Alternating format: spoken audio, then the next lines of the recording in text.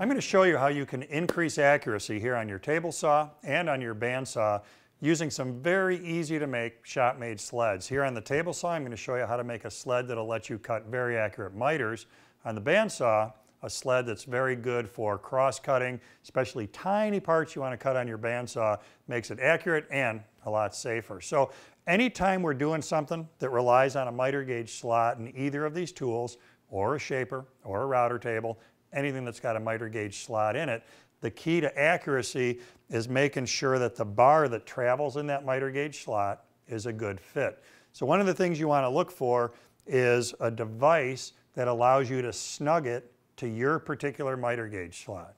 On this one, the way it works is that this stop slides into the table saw slot first, and when I tighten that down, the stop stops. Then from there, the manufacturer recommends a couple nickels on the bottom of the miter gauge slot, and in goes the device. Now, the way this works is that there's a taper, a wedge shape to this, so that as I gently push that forward against the stop, the two taper components work against each other, making it nice and snug.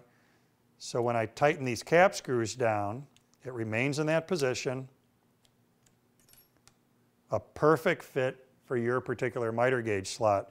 The sled that I'm making for the table saw requires 2 of these, so I'm going to do that same setup to the other one for the right miter gauge slot, and then we'll be ready to fasten them to the sled.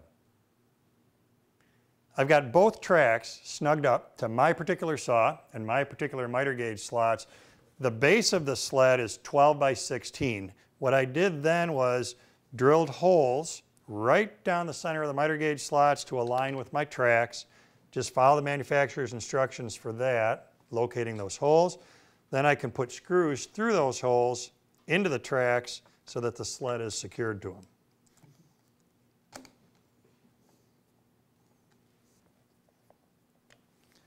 Cool. Now, I had it sitting up on those nickels to make it easier to get the screws started. And what that gives us is a miter gauge sled, a mitering sled, that's a perfect fit for my table saw. Pretty close to being able to wrap this up so it's actually ready to cut the miters. Here's what I've done. I took this whole sled and I pushed it forward so that I cut about 3 inches or so into it.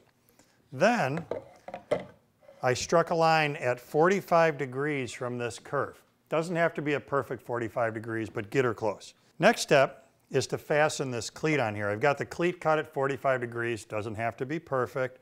And what I'll do is glue and staple the cleat on that pencil line such that it's approximately centered on the curve.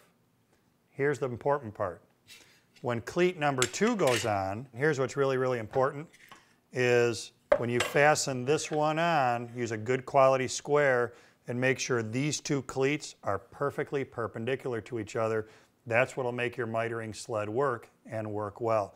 So I'm going to go ahead and finish that assembly on this one, and then we can have a look at how this cuts. Your mitering sled is ready to use, so here's the way this works. As long as these 2 parts are perfectly 90 degrees to each other, what will happen is that when I cut on this side, I'm going to get some angle.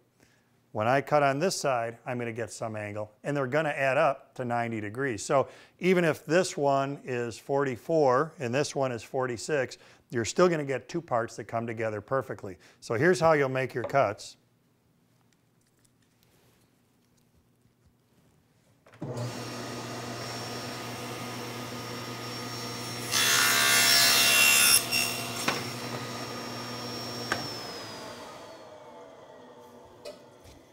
Very cool, very easy. The mating part of this miter will get cut on the other side of the sled, and as long as you put them together at 90, they're always going to add up, be a perfect miter for you.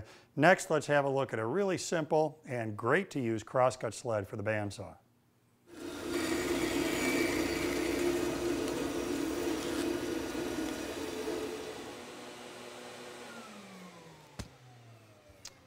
Here's my bandsaw crosscut sled using the same track, so I can micro adjust that, make sure it's a great fit for the miter gauge slot. And here's the way the sled itself works. I made mine 10 by 16, might have to change that for your saw. 1.5 inch wide cleat here, that acts as a stop for my material to go against. There's a stop on the back of the sled right here, so that as I push the sled forward, this stop hits the operator side of the bandsaw table so that I can't cut any further than just a little bit into that cleat. So this is pretty cool. As long as you're careful putting this on, making sure it's perpendicular to your cut, you're going to have a way that you can very easily and safely cross-cut small pieces like this one that I'm going to turn into a handle for a letter opener. So we've got the cross-cut sled here for the bandsaw, the mitering sled that we looked at for the table saw, both relying heavily on accuracy that comes from an adjustable miter gauge bar like this one, so that we can make sure that the sleds we make are going to produce the results that we want.